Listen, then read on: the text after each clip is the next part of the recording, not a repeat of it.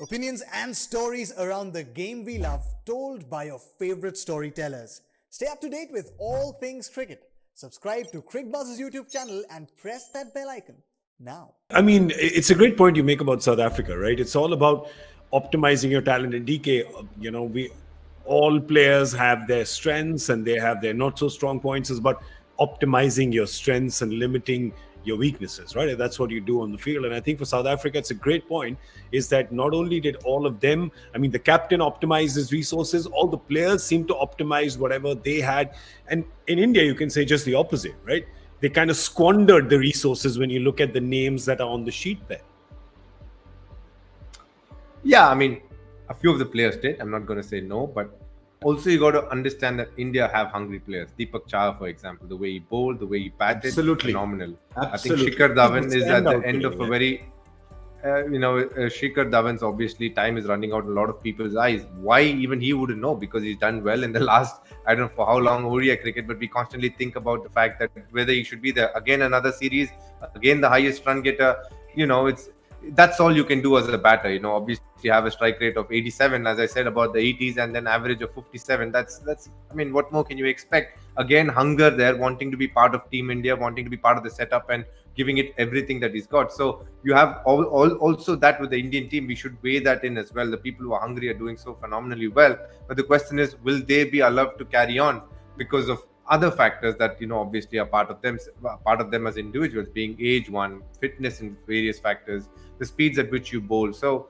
these are the parameters by which they obviously judge whether they need you or not. So those decisions will be taken in the near future, but there is a lot of hungry cricketers in India as well. You ask some of the players who are part of India A and some of the domestic cricketers, they're waiting for a chance to get this cap and be part of the team that India is playing in terms of white ball cricket, at least.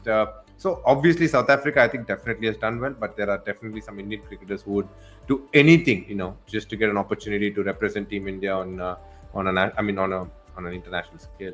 I'm delighted you mentioned those two names, because that's exactly the point I'm making. Hunger. Every time, we've said this before, every time you tell Shikhar Dhawan, look, there's someone coming, he'll say, no, I'm here first, and he'll deliver performances. And in this series, he's again said, excuse me, you want to look beyond me?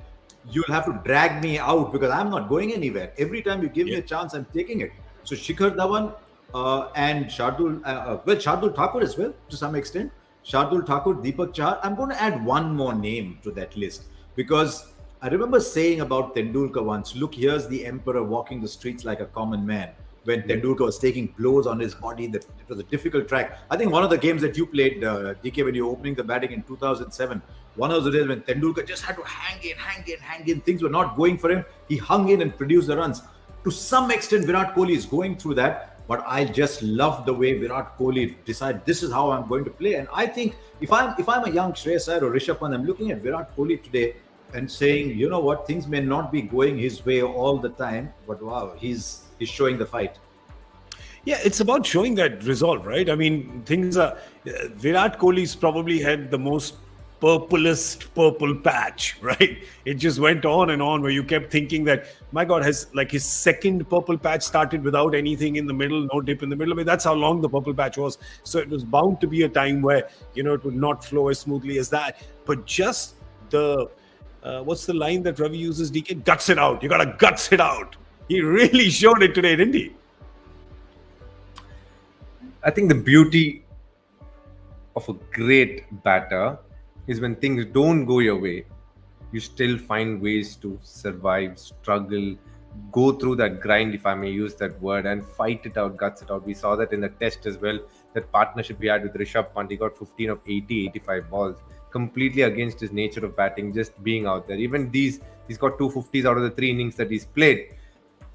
We all know he's probably not enjoying it as much as he did. I mean, that's okay. But still finding a way to do what is required as a number 3 batter, that is a lesson in itself for a lot of the players who are watching, and for a lot of the domestic cricketers who are watching TV, and attribute you need to learn. Because every time you go out to walk, you're not going to go and hit a length ball for a boundary. Their bowler's not going to bowl over pitched and give you on the legs and you just get going.